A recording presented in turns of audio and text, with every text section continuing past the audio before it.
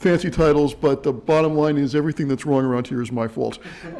We are here not to belabor at that point, but to talk about less grand constitutional arguments, which has been basically what we've been doing up to now, and I think that's been really significant. I'm a common law person. I love this stuff, but now we're going to move more directly into some of the practical aspects of how federalism and marijuana policy will interact. We have 3 papers to be presented by 4 people. We'll go in order. First, Julie Hill from the University of Alabama will talk about banking issues. She is a specialist in banking and financial regulation.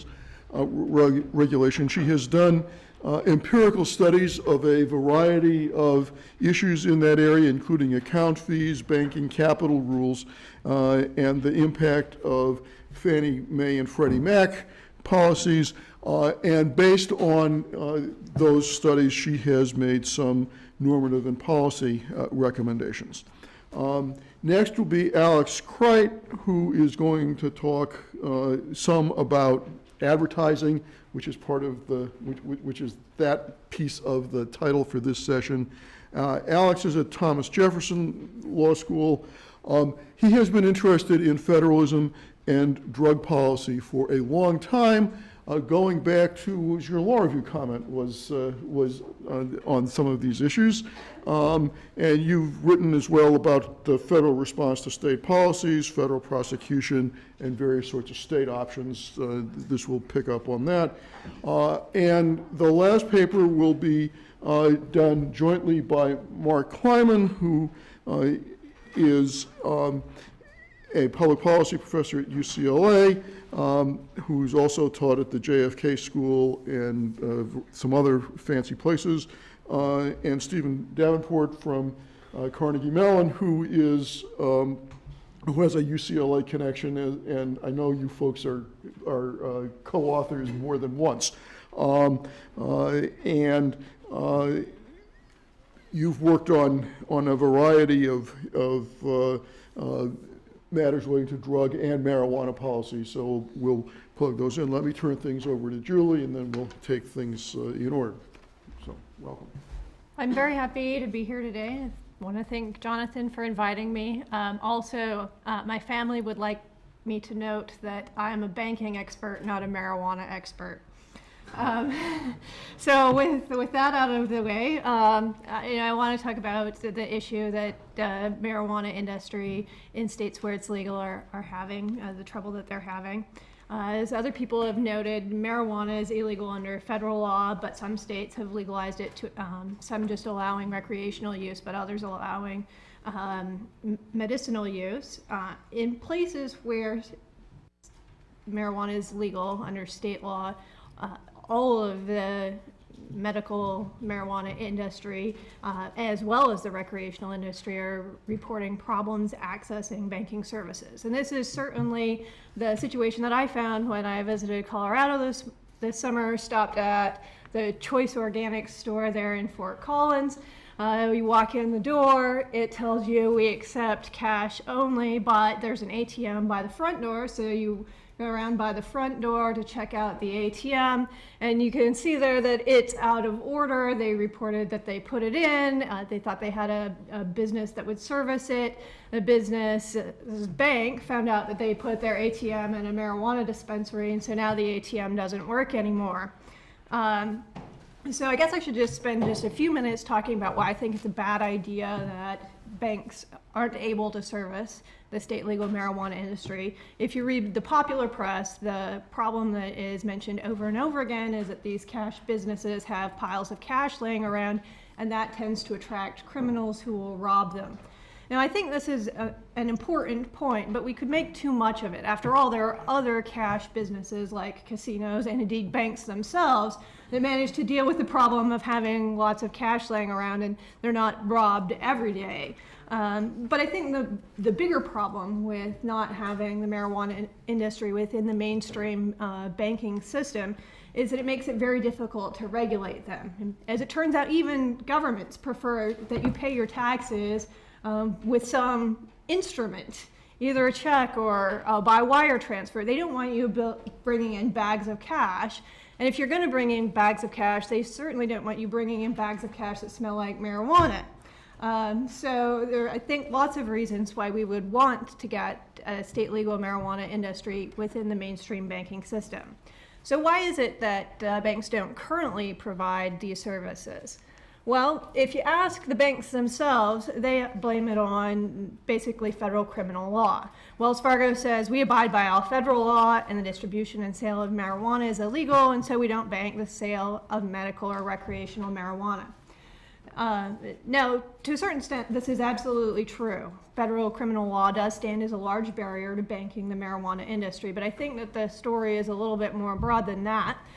If you look at the U.S. banking system, it's what bankers all refer to as the dual banking system. Banks can choose whether they would like to be chartered by the federal government or whether they would like to be chartered by the state.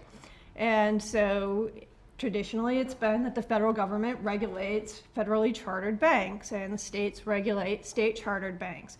I guess I'm going to do one of those bracket things and just say I want to bracket the issue of whether or not the federal government can tell federally chartered banks what they can do. I think the answer to that is clearly yes, but let's leave aside the federally chartered banks for the time being, since we're more concerned about whether states that charter banks could then let their banks accept medical marijuana or recreational marijuana proceeds, make loans to these businesses, that sort of thing. And as it turns out, it's not just that state chartered banks are regulated just by the state. There are a number of federal regulations and impediments to servicing the marijuana industry. So the first of those we've already mentioned are the federal criminal laws. It's against the law to manufacture, distribute, or dispense marijuana. Now, banks aren't looking to get into the business of manufacturing or dispensing marijuana. What they want to do, though, are things that could be construed as aiding and abetting the dispensing of marijuana, or conspiring to dispense marijuana, or acting as an accessory after the fact when they accept marijuana proceeds. So all this activity probably violates federal criminal law. On top of that, we have anti-money laundering laws. So the idea behind anti-money laundering laws is that we want to keep illegal businesses from having access to the banking system. So unsurprisingly, these laws gather up activity that is illegal under federal law. So a bank can't knowingly offer services under the anti-money laundering laws to businesses that they know are engaging in activities that are illegal. And it's not just that banks can, put the earmuffs on and say, la, la, la, we can't hear you, we have no idea what it is that you are doing. The anti-money laundering laws also say that you need to conduct adequate due diligence to make sure that you know your customer. And then if you receive any suspicious transactions whatsoever, they need to be reported to us. And if you don't report them to us, or if you don't do adequate due diligence, it's a violation of the anti-money laundering laws, criminal laws. You could have substantial penalties, or your employees could go to jail. None of this seems great. But this is really only the tip of the federal control over state bank iceberg.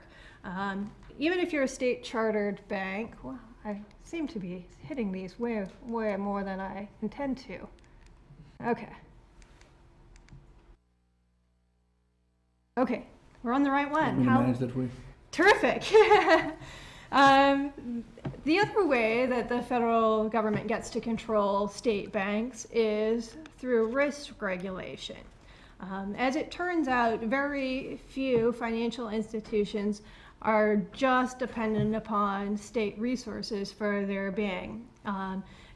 All banks are insured by the Federal Deposit Insurance Agency, a corporation, and that federal in the name means something. It comes from the federal government. And so if you have federal deposit insurance, because you have to be even a state chartered bank, you agree to abide by all of the FDIC's rules. And the FDIC said, well, since we're providing this deposit insurance, we should be able to set some rules, especially rules about safety and soundness and risk management, to make sure that you don't bankrupt our insurance fund. Seems pretty reasonable. But then they take that a step further and they say, well, there are all sorts of risks you need to manage. It's not just that we don't want you making bad loans. We think you should be concerned about all sorts of risk, especially this new risk that they seem to be talking about more and more, reputational risk. And so then the FDIC says, well, there are lots of businesses that you might have as customers that then do illegal things. And we think that if your customers then start to do illegal things and you know about it or you're helping them, then that presents a pretty big reputational risk, and you might be liable for the illegal acts that your customers are doing.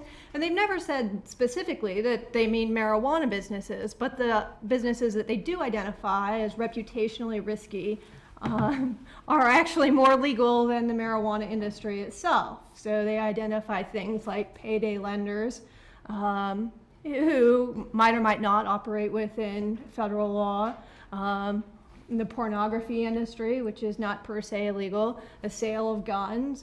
All these types of businesses that they've identified as very reputationally risky seem similar in many ways to the marijuana industry. The same is true if you talk about credit unions. Almost all credit unions are insured by the National Share Insurance Fund, and so the NCUA has the same power to regulate reputational risk that the FDIC would. Now, the NCUA has been a little more quiet about reputational risk and what exactly that might mean for so-called risky customers, but there's no reason why they couldn't interpret it broadly as we suspect the FDIC might. So there's the insurers, but that's not the end of the list of the federal control over state banks. The Federal Reserve also has significant power to manage risk at state banks. They get this power in a number of different ways. A state bank can choose to be a member of the Federal Reserve system. If they do that, then the Federal Reserve conducts annual examinations of them and evaluates them for their riskiness. If they're owned in a holding company structure, the Federal Reserve said, well, somebody needs to regulate these holding companies because they might provide some sort of risk to the banking system overall, and states aren't doing it. So we're just going to review and regulate the risk at all bank holding companies. So if you're a bank and you're owned in a holding company structure, the Federal Reserve gets power to regulate your risk that way. And then finally, the Federal Reserve, that's the way that financial institutions get their money. Or if they have extra cash, they take that off their hands. It's also the way they get to be able to process ACH payments and large wire transfers. The Federal Reserve manages and offers these payment services. Now, traditionally, it hasn't been very hard for a legitimate financial institution to get access to the Federal Reserve's payment systems, because the Federal Reserve has said, we've already got these regulators that are managing the risk. Maybe it's us, maybe it's someone else, but we've already got someone looking at this risk hurdle, so we're not going to look at it when we offer you access to our payment services. But if it were that there were financial institutions out there that weren't already being federally regulated for risk, I can imagine the Federal Reserve being much more concerned about allowing just anyone access to their payment system. So that's sort of the extent of federal control. But the federal government, of course, got thinking about marijuana and even thinking about marijuana in banks and saying, well, maybe we don't have resources to put everyone in jail who's using marijuana. And so maybe we should think about ways that, or steps that we might take to be able to give some people comfort that if they follow state law, they won't be subject to federal punishment. And so others have already talked about the Department of Justice guidance for their enforcement priorities. They identified a number of enforcement priorities: preventing marijuana from crossing the border from a state where it's legal to a state where it's illegal. Oh my goodness. Preventing the sale of marijuana to children, and preventing the use of firearms and violence in states where marijuana is legal, and preventing diversion of marijuana funds to other illegal crimes. I won't say much more about those because other people have already talked about them. After the Department of Justice guidance, we also saw some Treasury guidance, and I swear, they said, look, remember all those reports you were supposed to file, the anti-money laundering reports? Well, we just want to reiterate to you, you still need to file all of those reports. Every transaction that you handle for a marijuana business, you need to prepare a suspicious activity report and send it to us. Already this is a mountain of paperwork, but they said, well, look, we're going to make it easier for you because we're going to tell you what you should write on that paperwork. If you've got a customer and they're complying with state law, then we think what you ought to write on that paperwork is marijuana limited. That suggests to us that it's following state law and we don't need to expend our precious resources on it. I mean, you should still expend your precious resources preparing a report to send to us, but just flag it for us as unimportant. And they said, well, but if you've got a business that's not following state law, those we want you to mark as marijuana priority. So we know the ones that we should prioritize. And if you decide that you can't provide services to someone anymore because they're engaging in marijuana, then we want you to file a marijuana termination report. And if you've got large transactions with lots of cash, we still want you to prepare currency transaction reports for all of those. There's our guidance. Go forth and serve the banking industry, the marijuana industry. Except they didn't really say that, right? The government, the guidance that they provide is very limited. They say, if a financial institution offers services to a marijuana-related business, then and the marijuana business doesn't implicate any of the federal priorities for enforcement, then prosecution for money laundering may not be appropriate. First of all, it doesn't say it's not appropriate. It just says it may not be appropriate. This didn't give banks a lot of comfort. It also seemed to set the bar for compliance really high because banks were saying to themselves, so now I have to figure out whether my customers violate any of these priorities. I have to know whether my customer is selling marijuana that might be sold to and then transported across state lines. I have to know whether my business is selling marijuana that ever might be sold to a minor. This is a really high bar. But FinCEN came out just a few weeks ago and said, don't worry, our guidance is having its desired effect. We've gotten some of these marijuana SARs. In fact, we've gotten SARs from 105 different banks. Wow. That's a lot of banks. There are more than 13,000 financial institutions, and 105 of them filed some marijuana-related SAR. It's not clear to me that these 105 banks are actually knowingly banking the marijuana industry, right? It might be that these are from states where it's not even legal and they're identifying criminal conduct. It might be that these are situations where the bank didn't know that's what the business was doing. They find out and then file a SAR. At any rate, it doesn't really seem to me like this federal guidance has solved the problem. So Colorado says to itself, we don't think this guidance is really doing it. We ought to come up with our own way. And I should mention too, I wanted to find like one of these 105 banks, right? I mean, it just seems that you want to talk to them. And so I called banks, and every bank I called, they were telling me, no, of course we don't. It's illegal under federal law, right? And so I thought, I'm going about this backwards. I should go to the marijuana dispensaries and find one that clearly has banking service and then pressure them to tell me who their bank is. This seems easier. So I'm so excited. I managed to go and I found one. I found a medical marijuana dispensary that had banking services. I was so happy. You can see I took a picture of myself with the we accept credit card sign. Medicine Man, it's in Colorado. It's really close to the airport. If you're ever passing through Colorado, I don't suggest you stop in. It's illegal under federal law. I was so excited. So I, wait my turn and I get up to the counter and I don't want to buy anything, but I just want to know if I did buy something, which bank would you use to process my payment? And they tell me Wells Fargo. The same bank that says over and over and over again in the popular press, we do not offer services to marijuana businesses. I can probably pull you 25 articles from Wells Fargo saying we don't do this. Anyway, doesn't seem to me the problem's been solved. So I'm sorry, I'm out of time.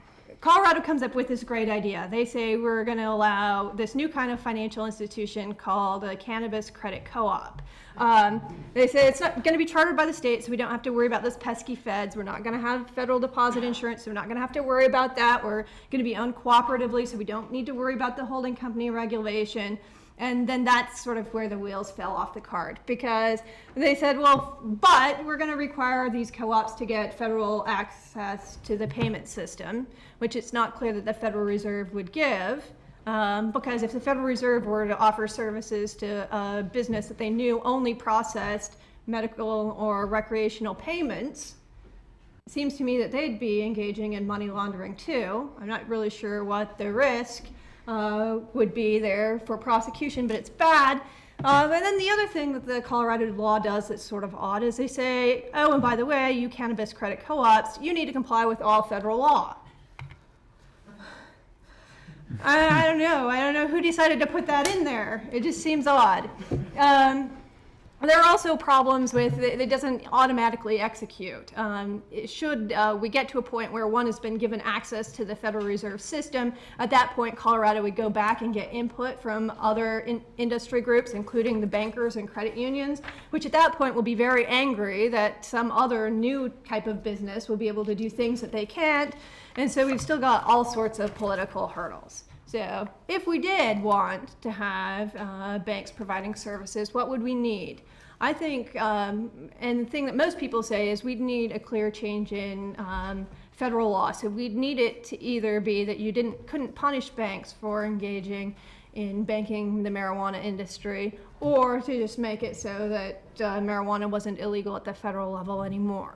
And that's where most folks stop, but I don't think that that's far enough, because I think you've still got this whole layer of risk regulation, and it can't possibly be that banks will be willing to provide services to the marijuana industry if those same banks are held to a standard that they can't achieve. So if it's that any time one of their customers sells to a minor, or sells marijuana that's transported over a border, or sells marijuana where a weapon is present, banks just aren't very good at figuring out those things. And if any time one of those things goes wrong, there are serious repercussions for the banks. The banks aren't going to want to do it. That's all I have. Sorry.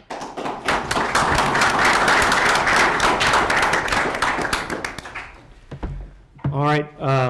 So what I want to do is delve a bit deeper into something that a number of folks have talked about a little bit already today, which is legislative options for reforming federal marijuana laws. And in doing so, I'll talk a bit towards the latter half of this presentation about the advertising piece. My starting point in thinking about legislative options is that I believe it's kind of increasingly becoming the reality that it's a matter of sort of when and not if we're going to see some sort of change in federal law to acknowledge state reforms. Angela talked about, the polling of 75% saying they think it's inevitable. And, it's not just that data point. We also have this year the House passing narrowly for the first time a couple of appropriations restriction bills to say, well, we don't want the DOJ spending money to interfere with state medical marijuana laws. Now, don't get me wrong. I don't think, a year or 2 years from now, we're going to be seeing the passage of, federal reform, but 5 years, 10 years, unless we see some kind of really and truly dramatic reversal at the state level, I think that it's becoming apparent to all that the current situation, as far as federal law, is untenable, and that a legislative solution is going to have to be what we pursue. I'm predicting early in Hillary's second term. We'll see if that assumes a first term. But so in any event, and I think that whilst there have been a number of proposals that have made, and we've talked about that waiver idea, there hasn't been a lot of focus on the relative merits of different proposals and what a dialogue or debate, a constructive debate about how to reform federal law might look like. That includes prohibitionists, people who would ideally love to continue prohibition, but at some point perhaps become convinced that actually we need to engage in this debate. To date, I think most of the idea about what kind of reforms we might want to see for federal law has been simply more or less proposals about how to reconcile federal law with state law in the most politically, palatable way for the moment, rather than thought about what do we want to see potentially as a more longer-term solution and how should we, think about the competing interests. So that's kind of the lens I want to look at this issue through, and I do want to start with kind of the perspective of, I guess you would call it, legalization advocates who probably primarily are going to be concerned with reconciling the current conflict between state and federal law, and then I want to turn and think about it from the perspective of legalization opponents or skeptics, if you will, what they might want to see if we do have federal reform. So if you look at sort of the proposals that have been out there for reforming federal marijuana law legislatively, I think they kind of come in roughly three flavors, especially if you take a look at kind of the bills that have been proposed today in Congress. One is appropriations restrictions, basically saying DOJ, you can't spend money to go after people in compliance with state laws. Another is what you might call carve-outs for individuals, either through an affirmative defense or through some other mechanism. You'd say, well, if you as an individual are complying with the state marijuana law, then the federal drug laws no longer apply to you. And the third category would be sort of the broader approach, either through a waiver or through a more sweeping change in federal law. States would be exempted or just no longer in any respect have to worry about a federal marijuana prohibition. So thinking about these three categories, the first two categories have had the most political momentum so far. The idea of some sort of appropriations limits and the idea of an affirmative defense. They've had the most bills introduced in those kinds of areas for the longest period of time. And if you look at appropriations, that is the one area where you actually have seen in the House passage of an appropriations restriction, a couple of them this year. So I'll start there.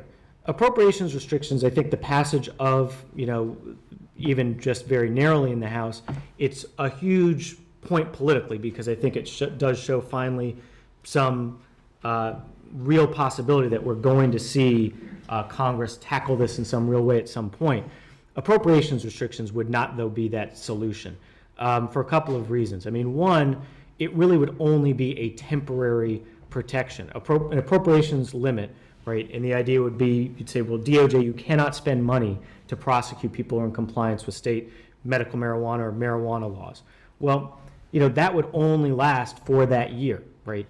Absent any language that says explicitly this is a permanent, rider, it's a year-to-year basis. It would automatically expire the next year unless Congress re-upped it. And even if you included some sort of rider that said this is going to go on indefinitely until we pull back from it, it really is just a spending restriction. It says Congress doesn't think at this point in time this is what we should be spending money on, but it does not do anything to repeal the actual federal marijuana prohibition. So if you were a marijuana business operator in Colorado or Washington or wherever, your attorney would advise you, you're not going to have a lot of confidence in that protection because let's say a year from now, that spending limit is lifted. everything you've been doing for the last year, you could still be prosecuted for. Federal law hasn't changed. You've been committing a crime the whole time. And I don't think there really would be a very plausible legal hook to say somehow federal law didn't apply to me. I think that the most persuasive by far interpretation of the situation would be Congress decided for whatever budgetary reason for this period of time we don't want to spend this money going after folks. On the other side of the equation, I think a spending restriction would potentially have a lot of logistical headache problems in the short term while it was in effect. Let's say you have a spending restriction that says you cannot use federal dollars to go after people in compliance with state law. Well, that kind of puts the cart before the horse, right? Because you don't know if somebody's in compliance with state law until after you spend the federal dollars to investigate them, right? So clearly, you can't really plausibly have that come into effect at the investigation stage. But if it doesn't come into effect at the investigation stage, then when, right? What if the DOJ spends money to investigate? They say, I don't think you're in compliance with state law, so we can spend money to prosecute you. Well, the marijuana business operator might say, actually, I am in compliance with state law. I'd like to come into court and show that. We've got to have some way to prove that up. And there would be no mechanism for that. If all you've done is change federal spending laws, you're not going to be able to come into court and try and argue you're in compliance with state laws.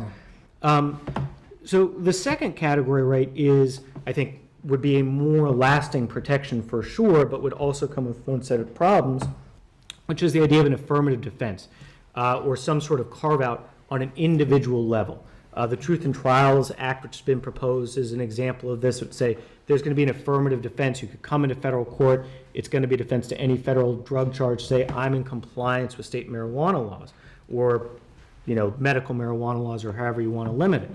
Obviously, that would provide real lasting protection. While that law was in effect, even if it was later repealed, people would have confidence that they could use that affirmative defense to shield them from what they've done.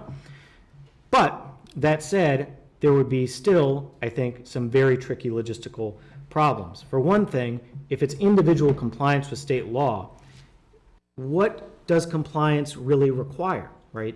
There are a whole host of state level and local regulations, packaging requirements, hours of operation requirements, etc. If you violate one of those maybe seemingly minor requirements, or even a more major type of requirement, let's say you have one sale to a minor that your employee did once, does that suddenly make the whole enterprise illegal? You lose that protection? That's a huge, huge risk. Similarly, even if you could say, well, substantial compliance is going to be the measure, so there's going to be some way of saying, one or two minor violations of state law isn't going to cost you this federal affirmative defense, you're still left with a very strange system in which a state regulatory regime, which is designed for a legalized market, has now this very heavy-handed federal criminal penalty backstop, right? Instead of you get a civil fine because you violated X or Y or Z requirements or you lose your license, you are now taking that risk of federal criminal prosecution. So I think that there are some problems there, even just from the perspective of how do we solve the current conflict. I think there's also problems from the perspective of how do we solve the current conflict in a way that speaks to concerns of prohibitionists or legalization skeptics. The next category of proposals is one we've talked about already. I'll spend a little bit less time on at this point, but the idea of waivers, which Mark has proposed, and cooperative federalism, Erwin Chemerinsky and Sam Kleiman, and a couple of others have talked about, or Jared Polis has introduced, this is not going anywhere, I think, this legislative session, but has introduced an even more sweeping proposal that would basically say the federal government is out of the business of marijuana prohibition entirely. States, if you want to continue, that's fine, but we're going to enact more or less the exact same system that we have for alcohol regulation for marijuana at the federal level. From the perspective of solving or addressing the state and federal tension, I think that this category of proposal, either a statewide waiver or which just gives no question, no doubt that individuals would have to come into court and prove their compliance with state law to be protected, is the most desirable, right? It comes with the least amount of potential headaches and hurdles, and people who are individual actors within the states will know, at least if their state gets the waiver, and it's written in a way that makes it binding, against federal prosecution, even if the waiver is later rescinded, they will have complete confidence that they are not going to end up facing a long mandatory minimum federal penalty for violating hours of operations requirements or the like. Now, shifting gears, I want to kind of rethink about this from the perspective of prohibition advocates or legalization skeptics. Obviously, the starting point in the position right now is doing kind of everything that can be done to try and fight back against state reforms, to say we're not going to change federal law ever. I do think, though, that there's a lot of reason to believe that posture might change. And personally, I think that if I were somebody who was inclined to prohibition, I would have a lot of incentive to start engaging the debate grudgingly about what a real change in federal law should look like. The main reason for that is that even though it would seem implausible at first blush for prohibitionists to, consider to some degree legalizing marijuana under federal law, the reality is we know that federal prohibition has not stopped state reform. The federal government has tried to use federal prohibition laws to stop state reform. They've failed. Folks have talked about why a preemption approach would be very unlikely to succeed in court. I would note that the DOJ, even when it was at its fevered pitch height of pushing back against state reforms, never once brought its own preemption challenge, which tells me, perhaps they didn't think it would be a very successful thing ultimately for them. And direct enforcement hasn't worked either, simply because they don't have the resources. So what are we left with then? Well, we're left with a less regulated system than we would otherwise have, right? We're left with a system where banking is difficult. We're left with a system where a state, if it wanted to, couldn't enact a state-run system, which is kind of ironic when you think about, in the world of alcohol policy, people, in state-run places say we don't want to, see privatization. Well, you can't enact that most regulated system, or what some might consider the most regulated system, because of the federal prohibition. So we're kind of in a position where I think at some point, unless again the fortunes dramatically reverse, people who favor marijuana prohibition, who are skeptics of it, may have to resign themselves to the second best approach federally, which is, look, we cannot stop these reforms, so if we cannot, we're going to be better off having reforms that are more strictly controlled than reforms that are less strictly controlled. Now, with that said, and this is where the advertising piece comes in, there's no question that if you legalize federally, you do lose some powers, some real powers that I think you have as long as marijuana is illegal federally. Even if you, say, well, there's a lot of problems with this, with banking, with other pieces of the market that can't be regulated when there's federal prohibition. One thing that you can for sure do when there's federal prohibition that I think you almost certainly could not do under any form of real federal change in federal marijuana laws is you can limit advertising, right? Under the central Hudson sort of test for commercial speech, the threshold test is, well, are you engaging in commercial speech about a lawful activity? And even if it's lawful under state law, as long as it's illegal under federal law, even a federal prohibition that's not very, very stringently enforced, because, for example, there's a DOJ memo, I think you still have enough of a hook that you can entirely, if you want to, ban advertising in marijuana, because it's just something that deals with a subject that is a federal crime. And if you look at the cases for alcohol advertising and the like, I think there's really no question in my mind that if you legalize federally, whether it be through an affirmative defense, through a waiver type of approach, you're not going to at least have the legal authority to ban or to severely restrict advertising. And I hit my time still. One last sort of piece I'll end with is this. I think despite that, even despite that advertising piece, there are a lot of methods and mechanisms within a regulated federal marketplace that would be available that aren't necessarily available if you just leave it to the states to try and constrain the market and try and constrain commercialization. There are a ton of levers available, and some of the advertising cases that turn down advertising restrictions do so on the basis that, hey, you could achieve the same result without restricting speech. If you want to stop people from commercializing compounded medicines, for example, you could just place a quota or a cap on the amount of compounded medicines. Similarly, you could place a quota or a cap on the amount of marijuana each federal licensee could produce. And I know Botek talked about this at the state level. It could be done federally so that you could avoid having people who are producing marijuana, in multiple different states. It'd be much harder to do, I think, if you limited it state to state and said, well, you could produce this in this state and this in that state.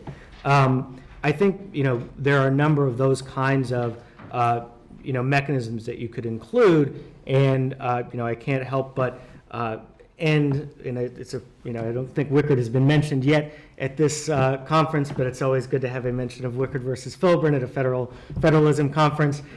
Quotas, obviously, you've got the Wickard versus Filburn tie-in. There are for sure arguments against quotas, right? I mean, I don't want to put this out as something that I am saying is a good policy idea, only that I think that if you kind of look at this issue away from the should federal law change, or, should federal law change to how should federal law change, you kind of end up in a place where, ironically, what would seem to be the most sweeping change, namely direct federal regulation in states where it's legal, rather than carve-outs or the like, actually may be the most effective way to control, even from the prohibitionist or skeptic's perspective. Thanks.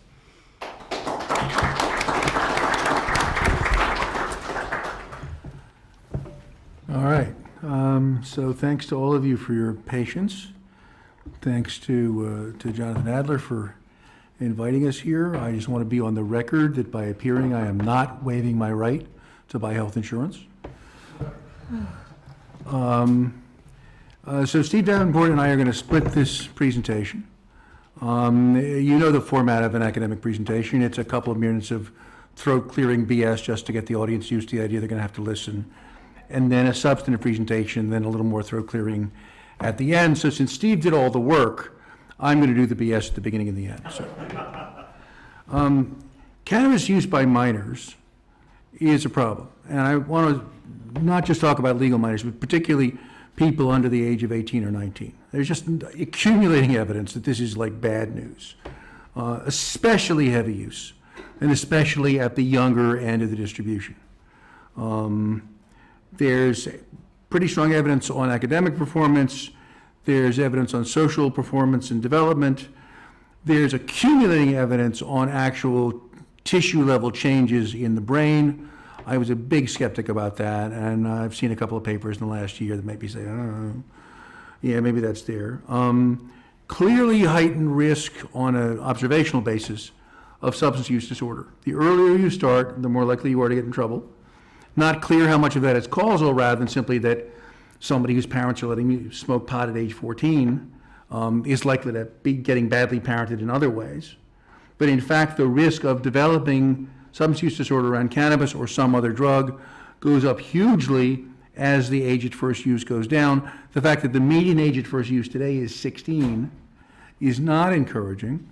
John Calkins just ran some numbers. In the National Survey on Drug Use and Health, people are asked when they started smoking pot and how often they used in the last month. And so you can put that together into a distribution.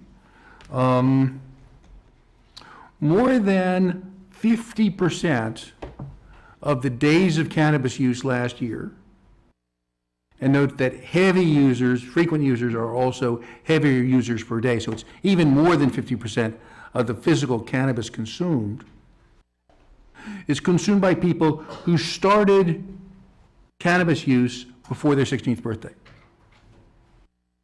So the younger and middle adolescents are the key marketing target demographic for the cannabis industry. That's where your good customers are going to come from.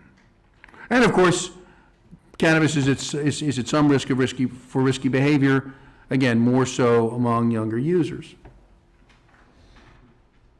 But I should note, cannabis may turn out to be a substitute for alcohol and for other drugs, including the opiates. And insofar as it's a substitute, then you get a benefit. complicated there because it might turn out to be a substitute contemporaneously and a complement long-term. Somebody who builds a bad cannabis habit at 16 may be more at risk for alcoholism at 23, right? But I think we're now starting to get a little bit of short-term data suggesting net substitution. And given that alcohol is a much bigger problem than cannabis, that may wipe out at least some of this concern. So, but it's agreed that cannabis use by minors is a bad thing. And of course, in the argument for and against legalization, the opponents stress the danger. We're going to become a nation of zombies. The proponents reply, dope dealers don't card. Right? We're going to actually do a better job of controlling access by minors when cannabis is legal, because we're going to require the legal sellers to verify age, which of course the dope dealers don't. The feds, in the second Cole memo, insist on preventing youth access as one of their 8 priorities. That are the conditions for a state having its legal cannabis policy at least tolerated at the federal level. The 2 laws now in place, Colorado and Washington, and all the laws I know that are proposed, ban sales to minors using 21 years as the critical age. And so everybody's agreed, yeah, we got to do something about this sales to minors thing. What does this mean in practice? Can laws that allow sales to adults effectively prevent increased access to minors? And what would the cost be of trying to do so? So what is the optimal policy toward cannabis sales to minors once cannabis is legal for adults? Over to the boss. Thank you. That was a good build-up, and now to the substance. I'll start basically by first looking at the different state actions that are possible in light of the later Cole memo, and then also some possible outcomes that are reasonable to expect coming from them. So before you can think about preventing juvenile access, you have to think about the ways that juveniles can access cannabis.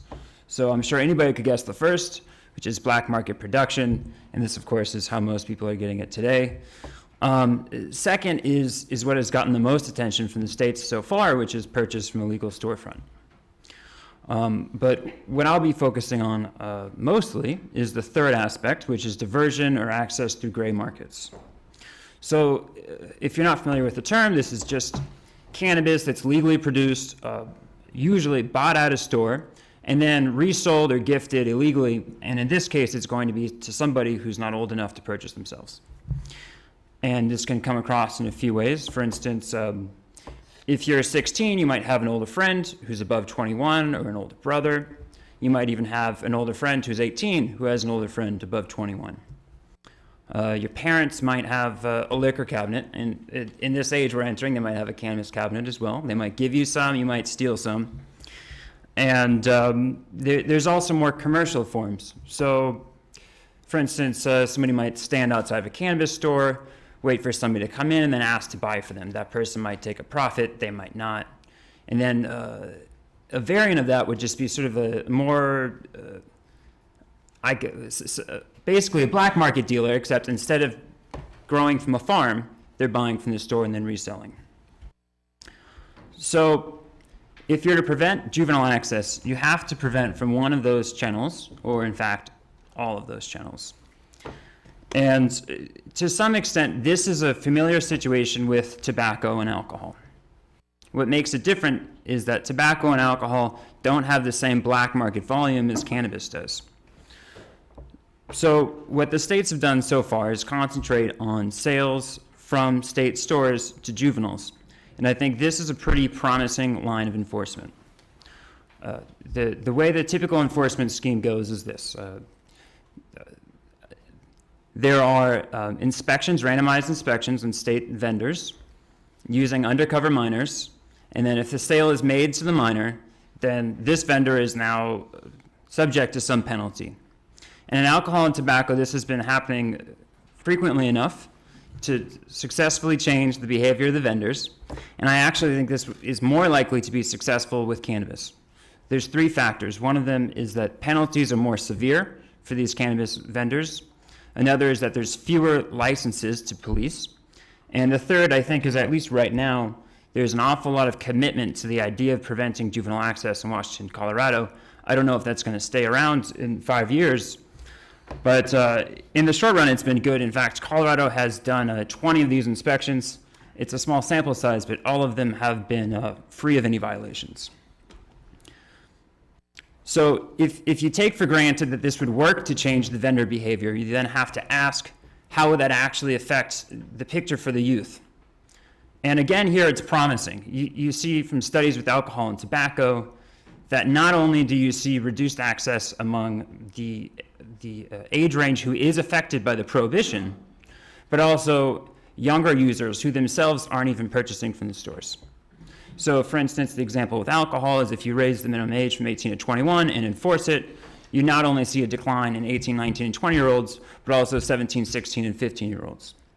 And then you may also have an added benefit of even users who are using may not be able to progress to a more intensive habit as easily because it's much easier to consume maybe once a month if you get it from your friends, but if you want to progress to a daily habit, you're going to be needing a more reliable source.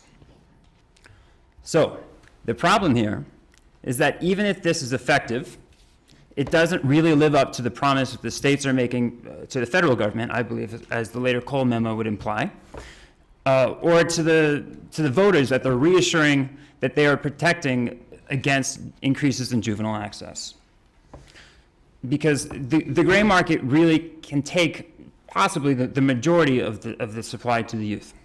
So for instance, in the case of alcohol, the NISDA survey will tell you that among underage drinkers, only 1 in 10 have recently gotten their drink from a store purchase. So the remainder, again, is these other gray market access for free or for purchase, generally, but not always, from friends or family. With cannabis, you might see this and even more. There's reasons to think it's easier to have the gray market in cannabis than there is for alcohol, and also even for tobacco. I think probably the most obvious thing is that if you just think about value per unit weight or per unit volume, it's a heck of a lot easier to put some cannabis in your pocket and sell it for $100 than with alcohol, and even with tobacco. And tobacco does support a pretty substantial amount of gray market volume, but a box of cigarettes might cost as much as $12, maybe in New York City. I don't know what the math would be, but this would probably be $200 or $300 in Washington or Colorado. Another concern is there's a very large potential pool of distributors who would be willing to buy cannabis from a store and sell it to a minor. So if you think who this person would be, most likely it's going to be somebody who's already using cannabis, purchasing it on a frequent basis, probably young enough to not have other great lists employment, and needs the money.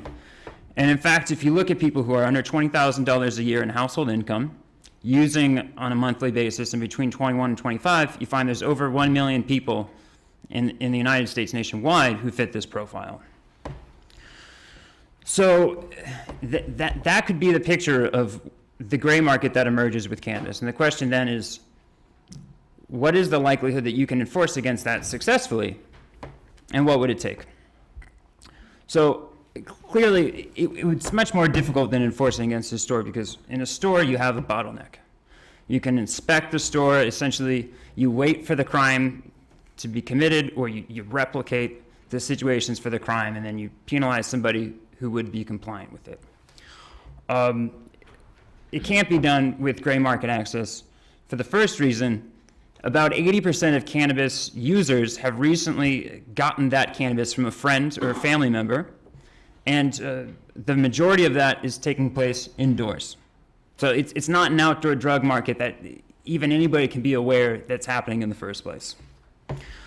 A second issue with that is that there are ways to enforce, for instance, a sting operation. There are ways to find the people who are doing the crime and give them the penalty.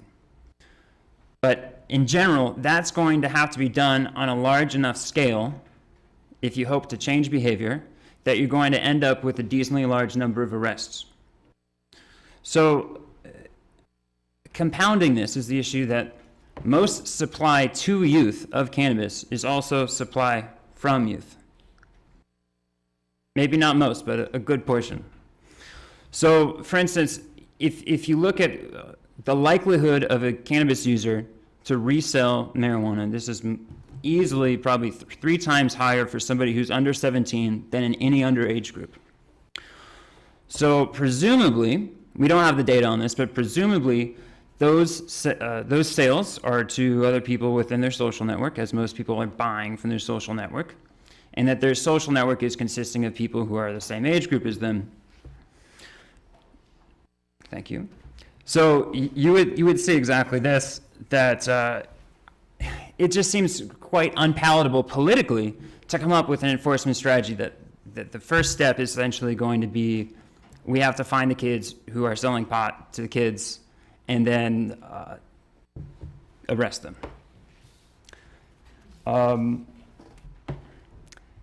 And adding to this is sort of an X factor that really distinguishes the cannabis case from the case of alcohol and tobacco, as I mentioned earlier, which is the presence of the black market. And if you just want to briefly think about the cost of the black market, one, of course, is just in terms of access, it's a backup supply. So if there's a youth and he can't go to the store and he doesn't have friends, then he can go to the black market. But there's also costs inherent to the black market. One is that arguably it's more dangerous to consume black market cannabis relative to cannabis that's coming from the state because of these public health regulations. I'm not sure how much value there is there. I think it's yet to be tested. And also, of course, you can just go to a store and you don't have to find a dealer. The revenue to illicit enterprise is approximately $40 billion annually. You know, some portion of this, I think $1.5 billion was estimated to go to Mexican drug trafficking organizations. And then also states will soon learn that they're going to miss the lost tax revenue that's going to the black market. So I would like to finish up by just mentioning some alternatives to those 2 paths that aren't obvious, but I do think for the most part permissible under the framework set up by the later Cole memo. So one of these is really, it's a phased approach. So you can actually sort of start soft on these enforcement mechanisms against gray market access.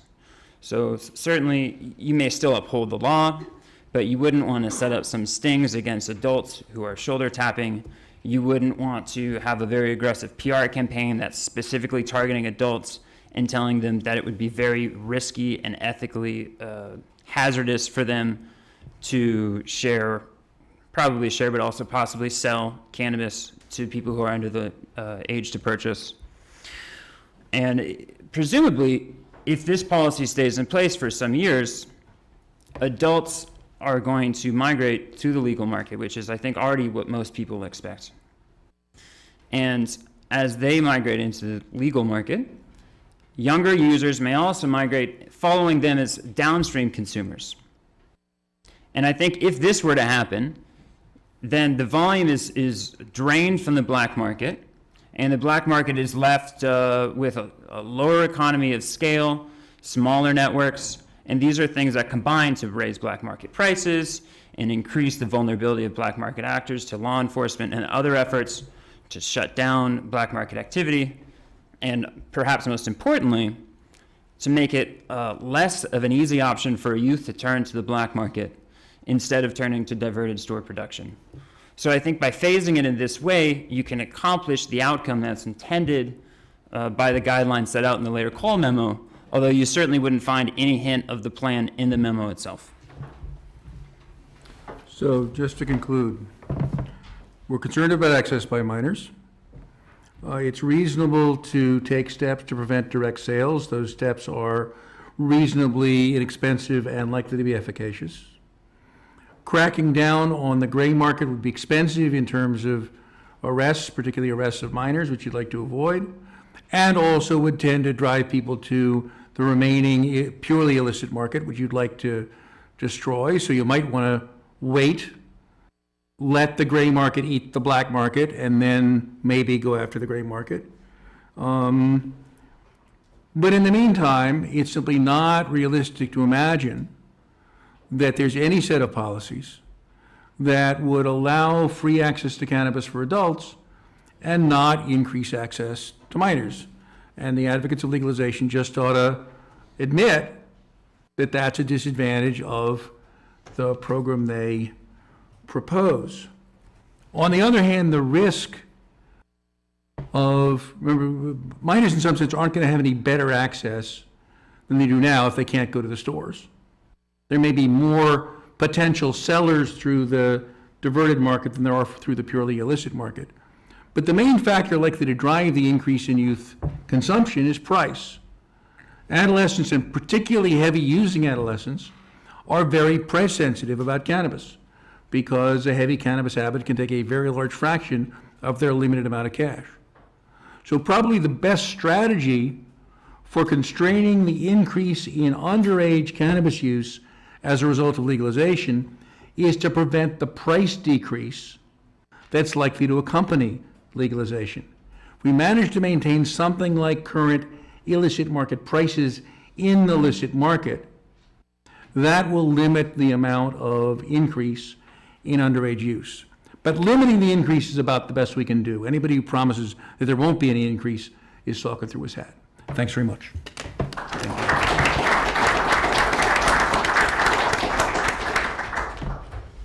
Okay, since this is the session after lunch, rather than my trying to get the discussion going, to try to keep some of the audience at least a little bit awake, why don't we open it up for questions now? Please wait for the mic and so that the folks on the webcast can hear. Up and back, yeah.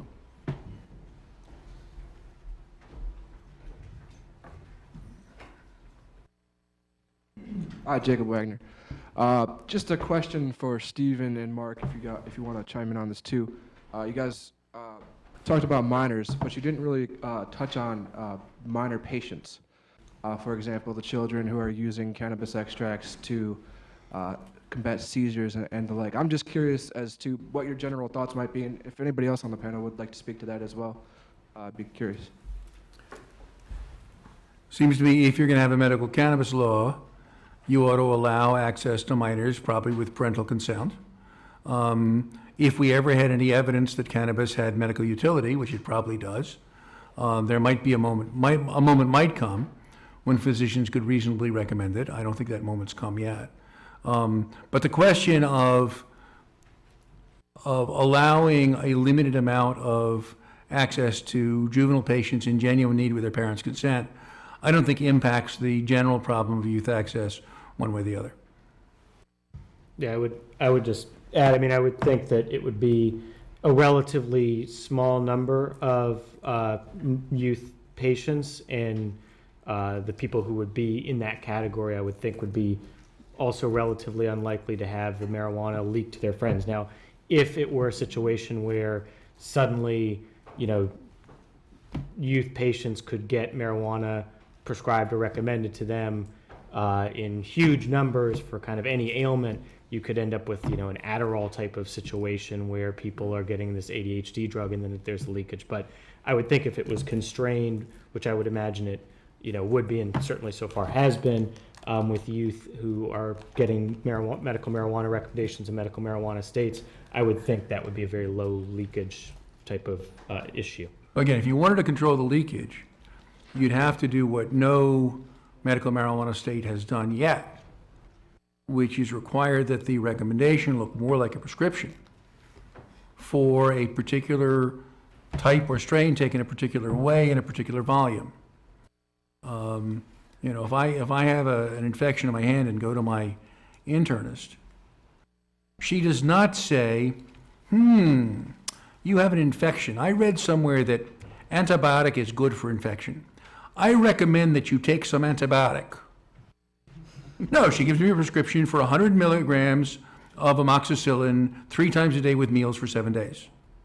If marijuana is ever going to be a medicine, it's going to have to look like that. And then you can give people the amount that they're supposed to be taking medically, rather than setting up everybody with a card as a subsidiary dope dealer. Okay. Professor Mikos? Thanks. I think this is a question probably directed at Steve and Mark predominantly, though always interested to get everyone's views. I'm curious here as to where home cultivators fit in this gray market scheme. Because of course in Colorado, you've got 400, 500, whatever the number is, of licensed retail recreational dispensaries or stores. But you also potentially have 2 million home cultivators, because every person in that state is, every adult, I guess, is entitled to grow up to 6 plants. Some of them are entitled apparently to grow 99. So if those individuals are transferring some to Myers, is that gray market? Is that something else? And I assume that home cultivation poses a huge problem for any sort of controlled regime. I'm just curious as to how that fits into your scheme. Sure. Yes, if you're thinking about the definition of terms, it would certainly be a gray market product in that it is produced legally, but illegally sold or gifted. But I think the biggest consequence of having a law that allows home production is it makes enforcement that much more difficult. So again, I had the example of the black market being a backup form of supply for any youth. You can add to that, in that case, anybody who is cultivating at home, and then this sort of aura of diffused cannabis coming out of their social networks. So, I understand there is a big difference there because Colorado is allowing this. Washington does not allow it for their commercial market, although in certain areas, Washington allows it to their medical patients. But so long as that is an ability for somebody to do legally without fear of prosecution, and the only thing they have to be afraid about would be getting caught giving it to somebody, I think that just should make even more pessimistic your opinion that enforcement options can really prevent juvenile supply. Especially if some illicit market dealers decide to outsource their production to home growers, right? So this is what happened in South Australia. You basically got networks of home growers. There'd be a guy who'd come around, once a harvest season and pick up a couple of pounds from each of a bunch of farmsteads, and then he's got a wholesale supply.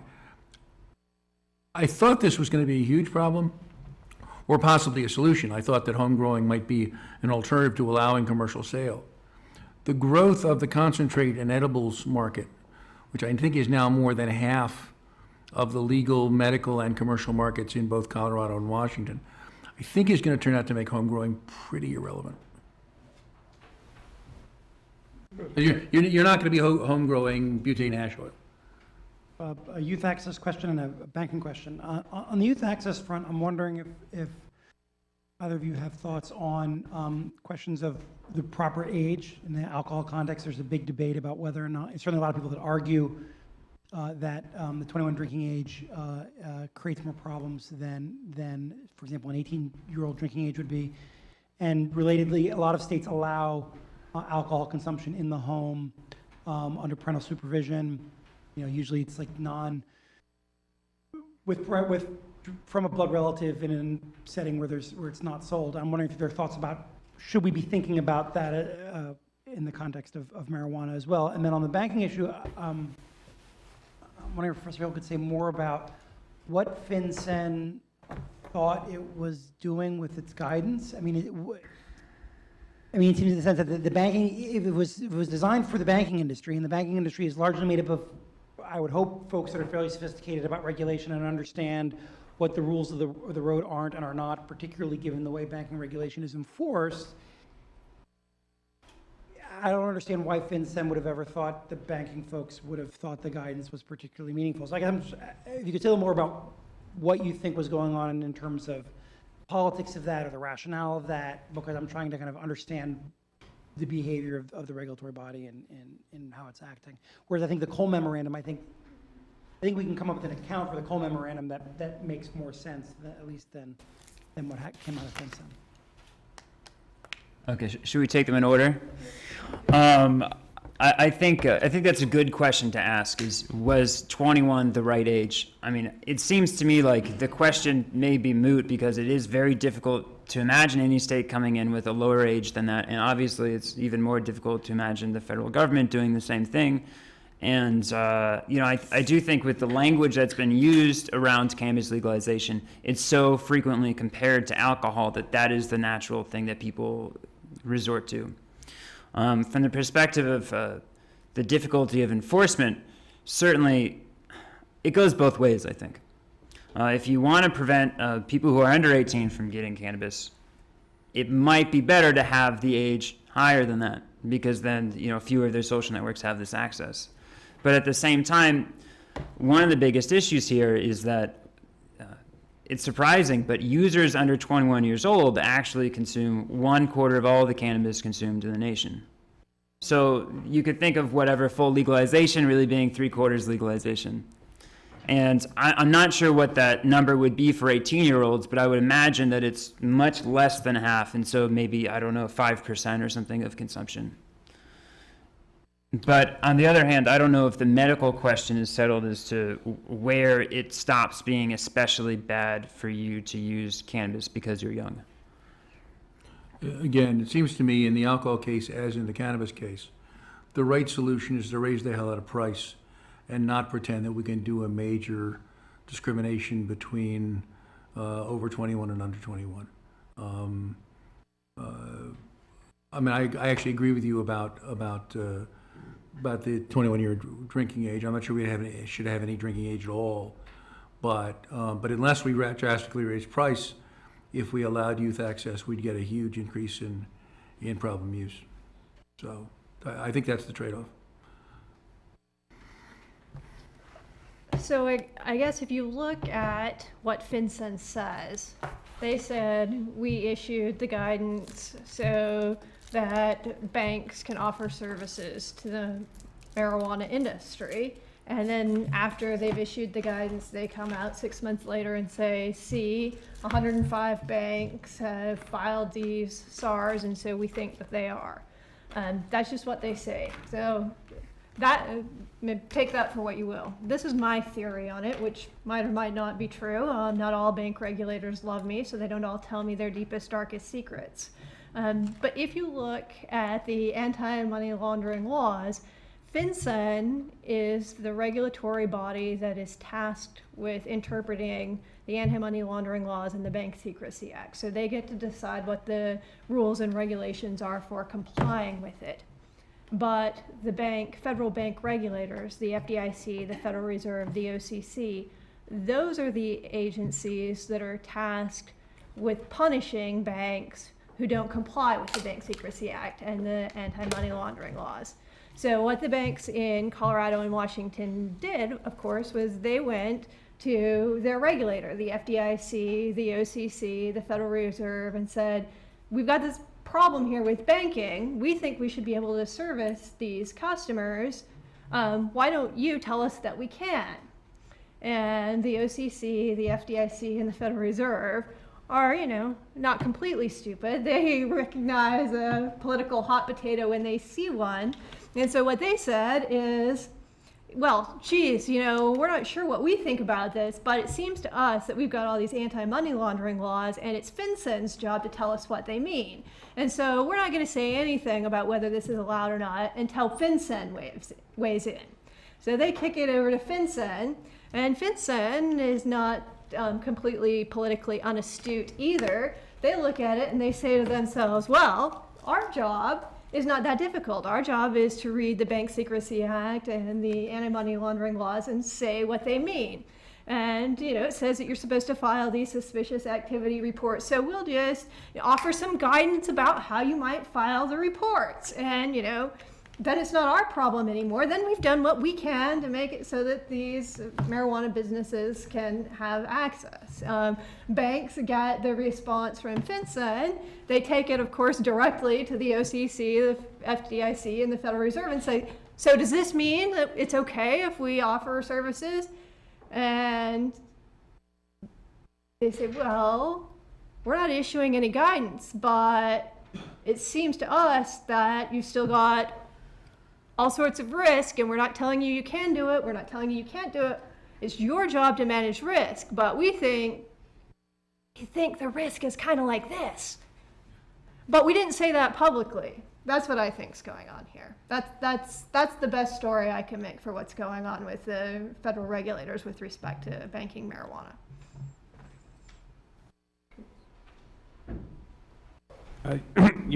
Your position that maintaining a higher price in a legalized market will prevent an increase in youth use? Will limit the extent of the increase. Nothing will prevent it. Okay. So, because I've heard other people talk about, having a lower price in a legalized market is essential to having, the legal market or maybe the gray market defeat the black market. And I wonder. My view is that legal product will trade at a big premium over illegal product because it's labeled, it's tested, it's of known potency, people can do brand names. I think if the legal price is relatively close to the current illicit price, there will not be an illicit market 5 years from now. Nobody will pay the same price for something of unknown provenance and composition as the price they'll pay for something that's tested and labeled and has a state stamp on it. So no, you don't have to let the price drop to get rid of the black market. If the price were in the illicit market were as high as it was in Colorado in January, or as high as it is in Washington today, like twice the medical market price, then yeah, you'd see continued illicit activity. But I think that's a transient phenomenon. I don't think you have to let it go lower. You can't keep it much higher. Can I raise a question with something that Alex said? If you imagine a group of people who are trying to minimize the damage done by cannabis and therefore support prohibition, and they were solving the problem, okay, what strategy by us would minimize long-term damage from cannabis? Then I think your analysis is the right analysis. They would say, okay, we tried prohibition, that didn't quite work, let's go for the second best. If you imagine the people in favor of cannabis legalization, you might say from their point of view, well, look, the big evil is prohibition. Doesn't really much matter what the details are of legalization.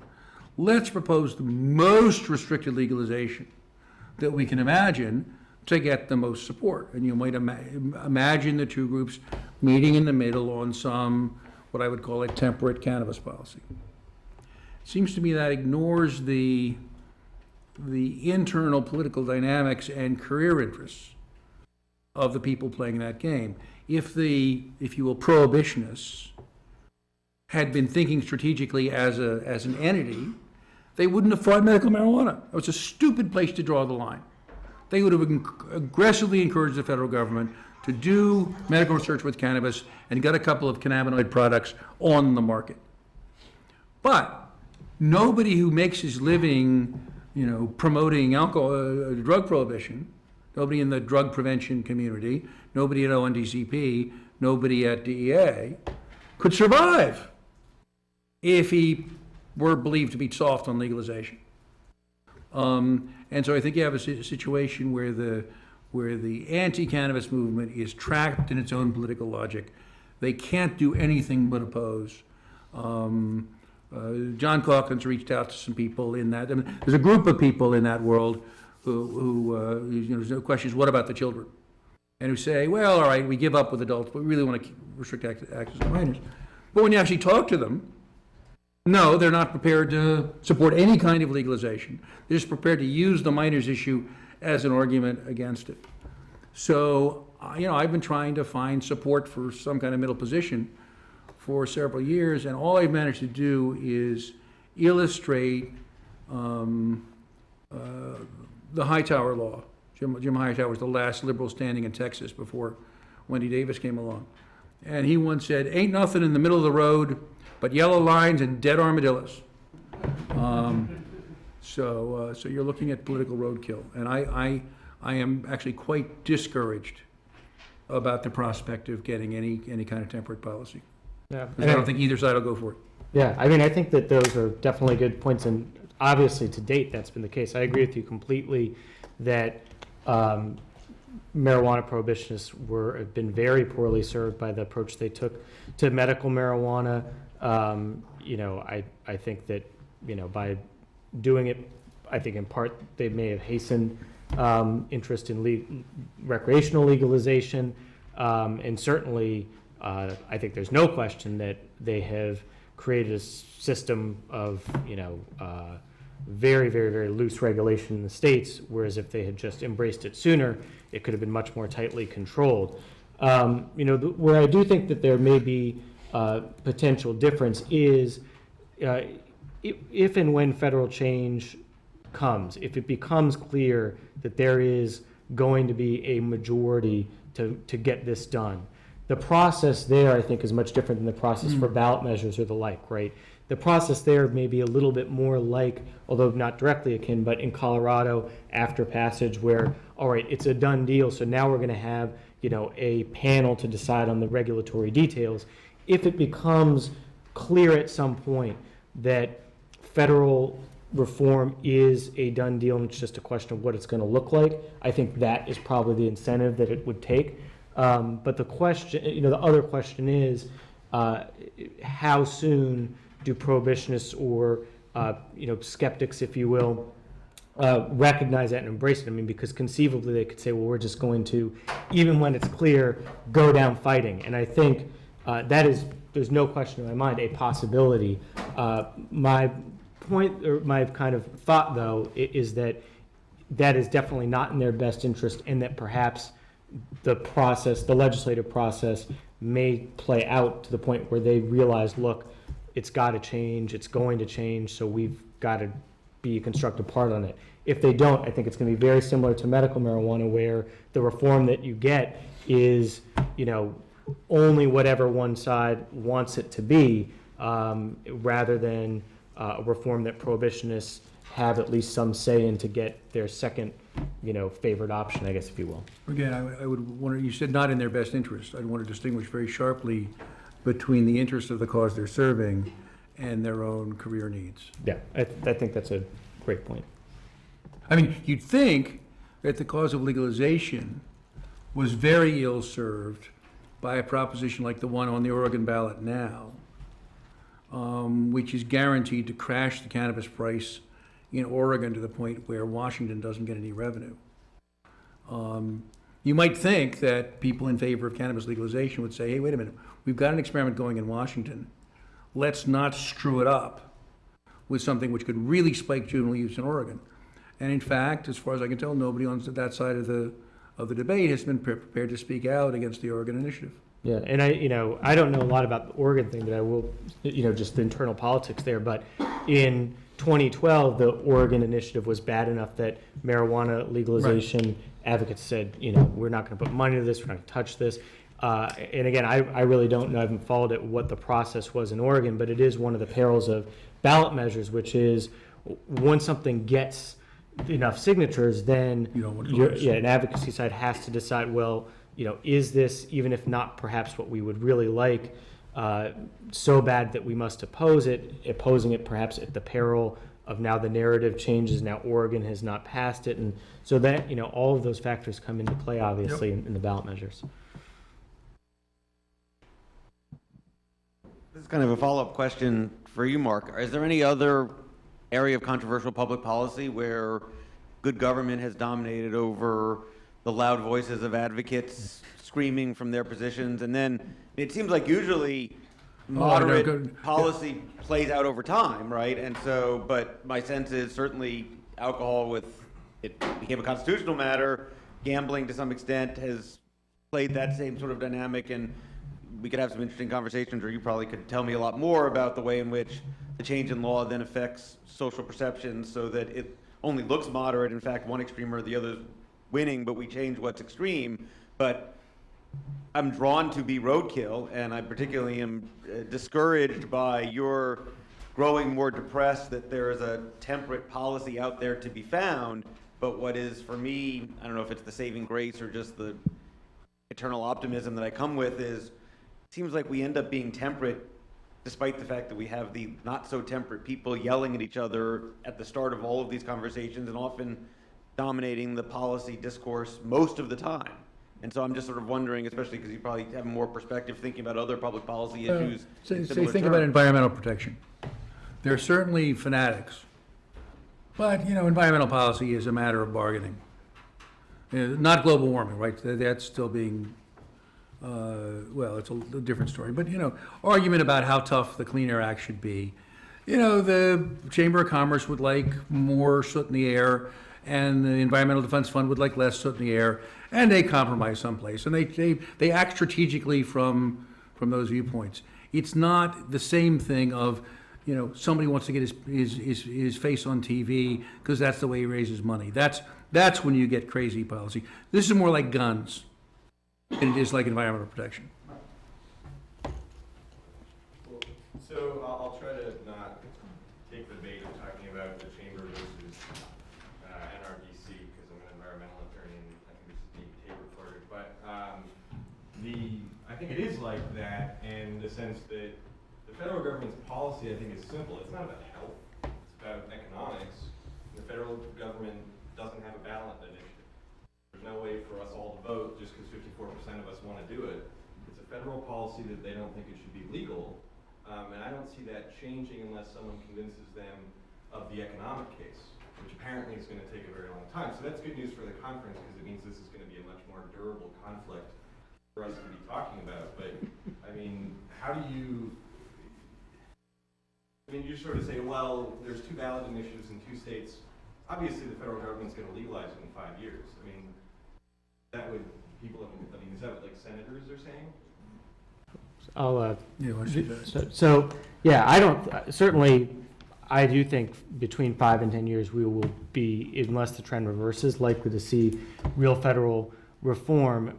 The 2 states, I think, is the wrong way to look at it politically because the 20-plus medical marijuana states is, I think, even if you only have, let's say, 5 years from now, between 5 and 10 states with recreational marijuana, once you push above half of the states with medical, you still have a very big fundamental conflict between state law and federal marijuana law.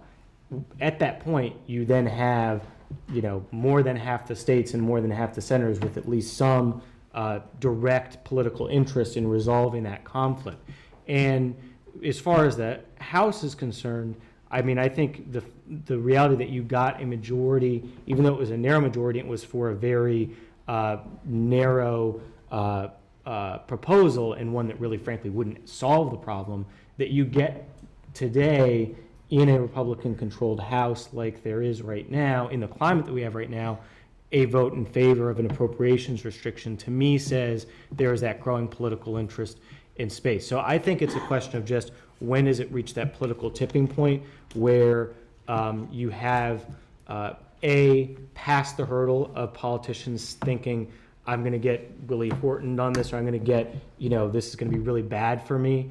And then once you get past that, when do you get the majority, right? And I think the early comments from 2016 contenders seems to me to be much more indicative of this might be a when, not if question, right? There's not kind of the same tenor of, Mitt Romney saying, ask me a serious question when asked about medical marijuana in 2012. I think there's a tentative leaving the door pretty open that, hey, if I'm elected at some point, maybe we will tackle this. So I think it's the political dynamics and particularly the number of states with medical marijuana that may very well drive the, kind of inevitability of federal change. Most interesting event of 20, that was an interesting event. The other interesting event in 2012 is Paul Ryan is in Colorado where commercial cannabis is on the ballot and is asked about medical marijuana and gives a states' rights answer. And Boston makes him walk it back the next day. But since I think Ryan's more likely than anybody else to be the Republican nominee in 2016, I think he's already told us where he is. There's a huge difference between what you say in public and what you vote and sign in federal law, right? They'll say a lot. The Congress has appropriated the amount of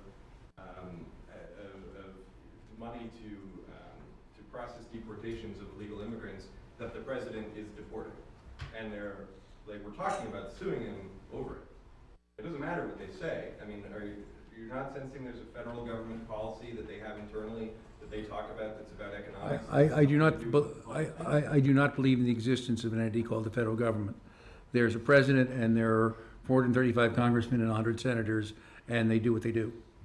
There's no executive committee of the federal government to decide what the federal policy is. You've got a bunch of agencies, and so, one of the issues that any president has to face is that he's got the DEA and the federal prosecutors loving the drug laws, and the public still pretty much respecting prosecution and law enforcement.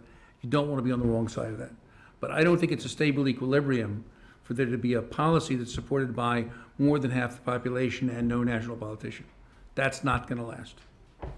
Yeah, and I think, to that point, I mean, I think what you say is a very strong reason why we are unlikely to maybe see a regulatory type of reform, because, you'd say, well, the federal government within the, the drug policy federal government, I guess, if you will, right, the DEA, the DOJ, those agencies are full of career people who are very, very supportive of marijuana prohibition, and no matter what happens, as far as who the president is, that is going to be a pretty tough bar to say we're going to have some kind of a regulatory solution to this. But I don't, to Mark's point, I think it doesn't affect the fundamental political calculus, which is once that kind of political hurdle has been jumped through, you're going, if you've got a majority of the Senate and a majority of the House thinking it's in their interest politically to solve this problem, which I do think we're going to get there sooner than later, then we're going to have a solution. And again, I think that House vote on the appropriations to me is why it was so big. It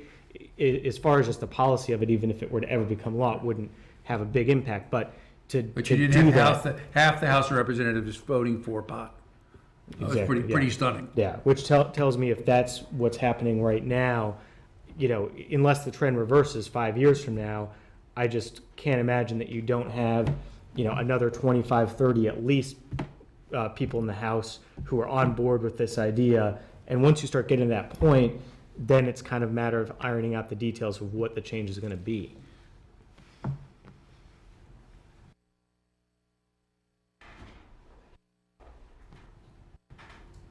So I have a couple joint banking questions. So, so first of all, I'm curious how Medicine Man was able to get the banking option. Did you get any insights from them?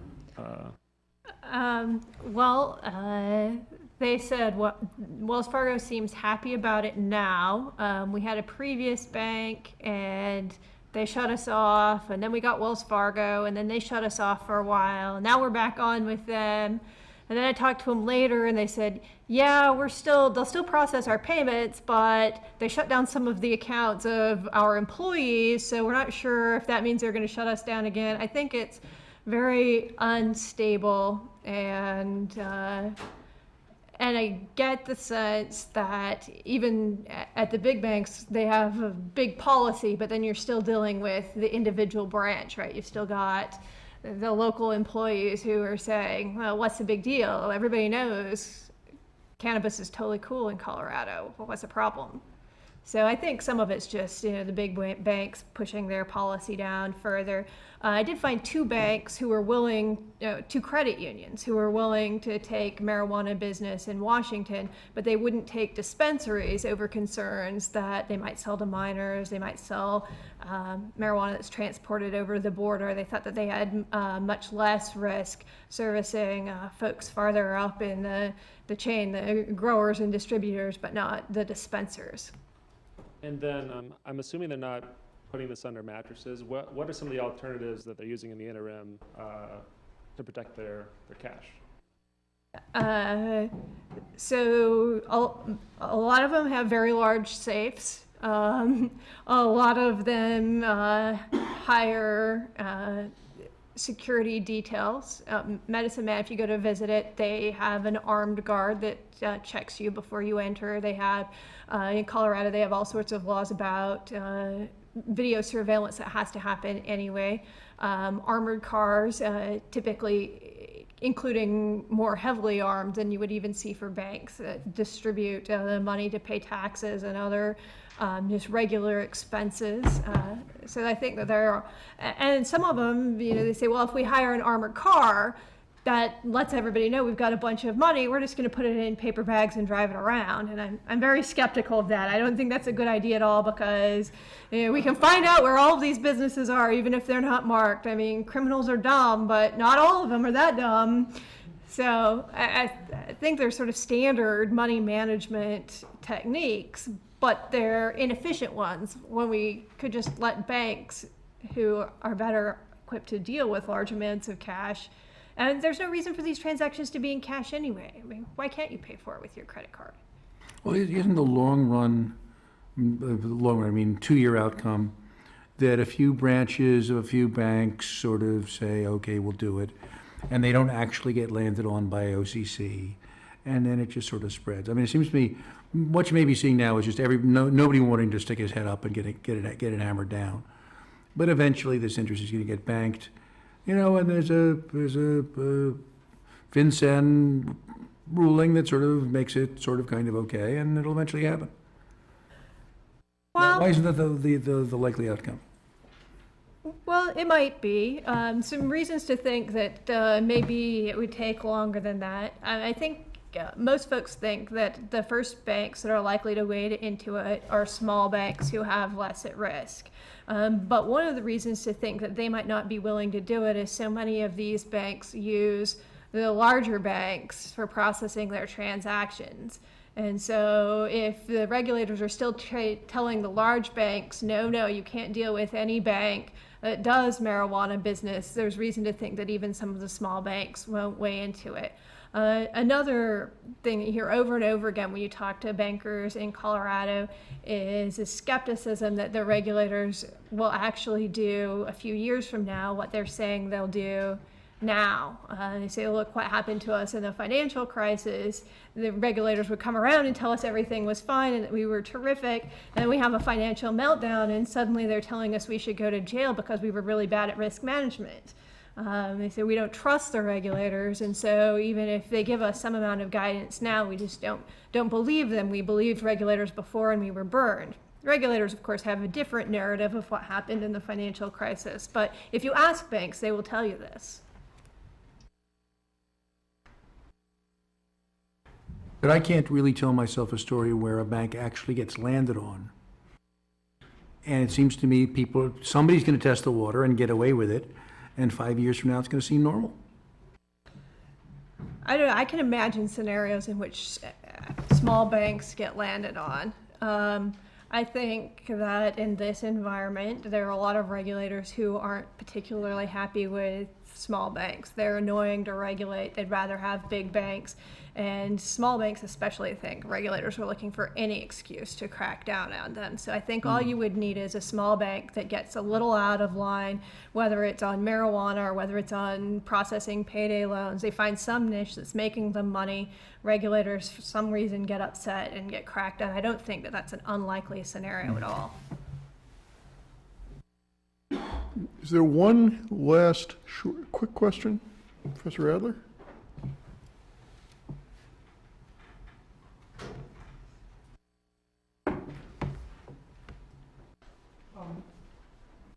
A moment ago or earlier in the panel, Professor Kleiman talked about the interests that keep advocates in some of these debates from taking positions that might lead to compromise. And I'm just curious if we know much at all about the extent to which various economic interests have started to engage in this debate. I mean, there's a whole school of public choice economics that focuses on policy change as being a combination of Baptists and bootleggers, those that have a normative vision and those that have an economic stake. We know the normative visions, right? That the belief that marijuana should or should not be legal, based on views of either marijuana or the role of the state and so on. Do we know much about the way various industries see this affecting them, and is there evidence that they are engaging openly or not in these debates, by funding groups, and so on? As to if we know much about that at this point. We know a little bit. So there's two aspects of it. There's the non-cannabis industries. So both the alcohol industry and the pharmaceutical industry have made financial contributions to anti-drug groups. My reading of that is that they're just paying extortion. They just like to have those groups not mention that alcohol's a drug and that prescription pharmaceuticals kill more people than all the illicit drugs combined. And that they're prepared to make small anti-cannabis contributions just to keep the bad guys away.